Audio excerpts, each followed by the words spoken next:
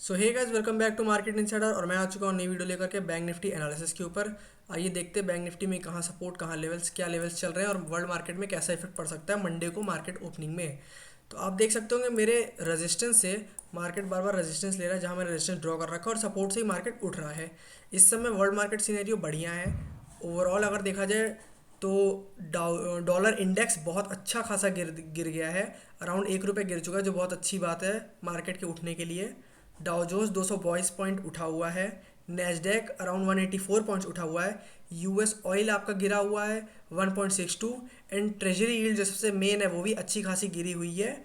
Around आपका 87 यहाँ गिरी हुई दिखा रही है। 4.5 आ चुका है, जो कि पहले 4.9 चल रहा था, तो ये भी एक अच्छी खबर है। उसके अलावा फेड की रिपोर्ट में वो कांस्टेंट रखे हैं, जो पहले इंटरेस्ट रेट था वही रखा हुआ है, तो वो भी एक है। उसके अलावा निक्की आपका 416 हाई है, मतलब गिफ्ट निफ्टी भी आपका अच्छा खासा उठा हुआ है। देन बात कर लेते हैं, उसके अलावा एफआईआई डाटा की बात करते हैं। तो एफआईआई डाटा में अगर देखिए, पहली चीज़ क्या है यहाँ पे कि आपका इसमें इन लोगों ने आउटस्टैंडिंग ओआई में देखें तो 1.56 लाख की बाइंग कर रखी है कॉल्स में।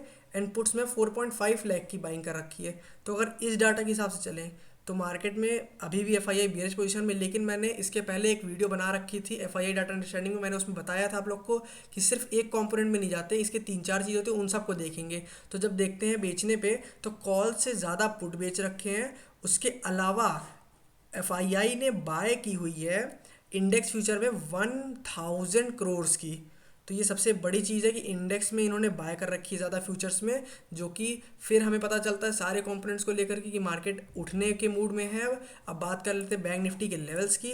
तो मार्केट देखिए, पहली बात तो उम्मीद है गैप अप खुलने की। गैप अप भी अराउंड कुछ नहीं तो 200-250 पॉइंट खुलने की उम्मीद है। अगर मार्केट गैप अप खुलता है तो देन जो बढ़िया सपोर्ट मार्केट के लिए रहेगा वो 43,3050 के आसपास का जोन रहेगा, 70 के आसपास का। ये एक अच्छा सपोर्ट का काम करेगा। अगर थोड़ी देर कंसोलिडेट कर लेता है मार्केट, देन उसके लिए मार्केट के लिए अगला लेवल जो है 43,696 और 700 का जोन खुल जाएगा, जो मेन रेजिस्टेंस का काम करेगा। बात कर लेते हैं आईसीआईसीआई बैंक की। तो सेम जैसे निफ्टी बैंक, आप देखिए मैंने हमेशा से आपको बताया है कि जो बैंक्स करते हैं वही सेम निफ्टी बैंक्स में होता है, क्योंकि कंपोनेंट्स इनके बैंक्स हैं। तो बेसिकली देखिए, ये भी रेजिस्टेंस और सपोर्ट को लेकर के चल रहा है। तो सेम ऐसे ही आईसीआईसीआई बैंक में सपोर्ट रेजिस्टेंस के साथ खेल रहा है। अभी रेजिस्टेंस पे है, ये एक चिंता की बात है। अगर यहाँ से डाउन ना आता है, डाउन नहीं आता है और ब्रेकआउट देता है, तो बैंक निफ्टी में बहुत आराम से अराउंड आप मान लीजिए 700 का भी ब्रेकआउट आ जाएगा और 44,000 का लेवल खुल जाएगा, 44,150 के आसपास का लेवल। देन उसके अलावा बात कर लेते हैं सपोर्ट की। तो ये ट्रेंड लाइन इसका सपोर्ट का काम करेगा मेजरली। जो मेजर सपोर्ट अगर आप वैसे देखें तो 921 का है।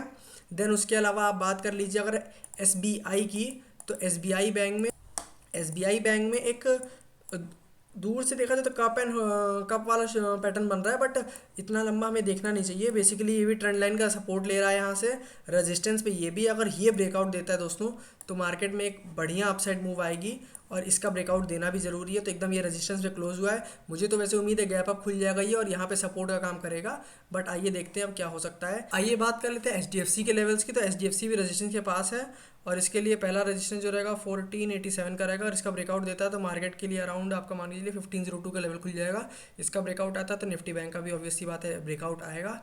Thanks for watching the video. Like, share and subscribe for more analysis video.